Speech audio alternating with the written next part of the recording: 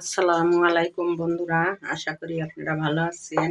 আল্লাহর রহমতে আমি মাশাআল্লাহ ভালো আছি। এখন আপনাদের জন্য আমি আমার দুপুরের রেসিপি নিয়ে আসলাম। এই যে কক মুরগির গোশ রান্না করব। এখন আগে চুলায় কড়াই বসিয়ে আগে একটু সর্ষের তেল দিয়ে নিলাম।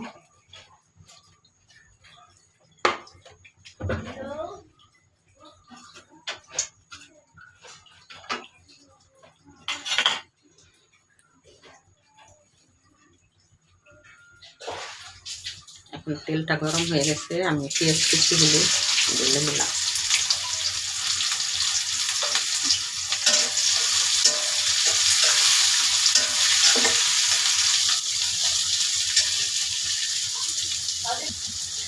বন্ধুরা, পেঁয়াজের ভিতরে আমি একটা তেজপাতা দিয়ে দিলাম।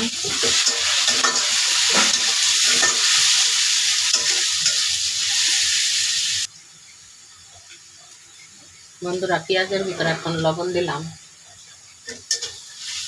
লবণে পেঁয়াজটা তাড়াতাড়ি নরম করে দিবে, তাড়াতাড়ি গলে যাবে পেঁয়াজটা। এই জন্য এখন লবণটা দিয়ে দিলাম। বন্ধুরা, আমার পেঁয়াজটা বাদামি কালার হয়ে গেছে। এখন রসুন বাটা আর দেবো আদা বাটা। আদা বাটা রসুন বাটা ভালো করে ভেজে নিয়ে তারপরে দেবো গরম মশলা, গুঁড়া মশলা।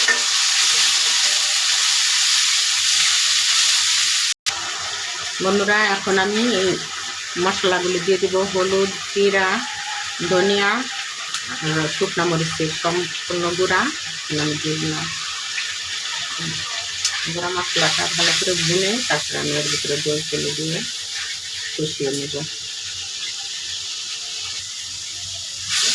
বন্ধুরা, আমার মশলাগুলি ভুনা হয়ে গেছে। এখন আমি এই যে গোশগুলো মশলার ভিতরে দিয়ে দেবো।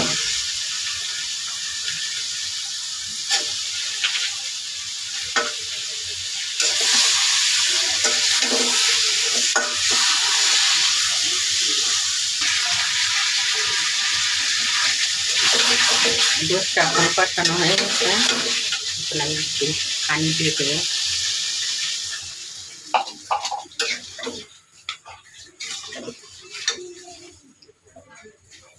এখন দেবো একটু গরম মশলা বাটা।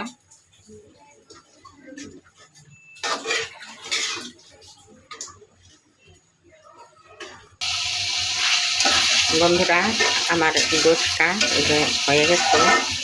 এই যে ভুনা করলাম মুরগির গোশ। এখন কেমন হয়েছে আপনারা আমার ভিডিওটি দেখবেন আর আমাকে লাইক করবেন। এই যে এখন আমি নামিয়ে নেব। মিষ্টি কুমড়া ভাজা, এর ভিতরে একটু পেঁয়াজ মরিচ ভেজে দিচ্ছি আর এই যে মুরগির গোশটা ভুনা করলাম। এখন আমি নামিয়ে নিব। আপনারা আমার এই ভিডিওটা দেখবেন আর আমাকে লাইক করবেন, লাইক কমেন্ট শেয়ার করবেন আর আমার চ্যানেলটি সাবস্ক্রাইব করে দেবেন। এখন আল্লাহ হাফেজ, বিদায়।